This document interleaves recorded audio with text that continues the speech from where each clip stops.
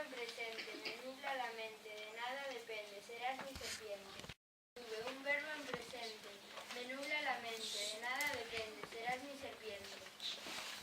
Historia y geografía, las va a estudiar tu tía. Murciélagos y marmotas, si no me subes la nota. Ciencias y naturaleza me dan dolor de cabeza.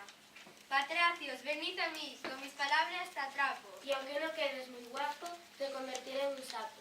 Raíces cuadradas, restas y sumas, un ojo de gato y una aceituna, patitas de gamba, fracciones y ratas, culebra al cuadrado y media patata. Divido por cero, te resto con daño, cuando entres en clase serás una araña. El pelo de un mono tieso, algo de ceniza no, la luz de la Moon por 3 y pobre profe de inglés. Baba pura de un slide que haya estado in the high, English fit English dirás y un diccionario abrirás. Y cuando cruce de Lord, sin sentir ningún dolor, se irá volando en the sky con sus 2 alas de fly. Me grita otra vez con sus ojos de té, su granito de ojo.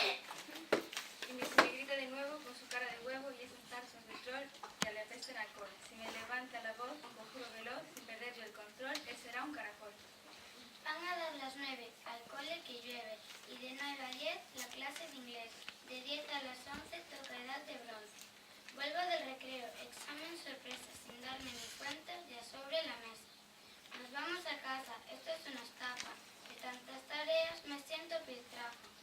Y haz los deberes y el do, re, mi, fa, de por ti repaso, terminamos ya.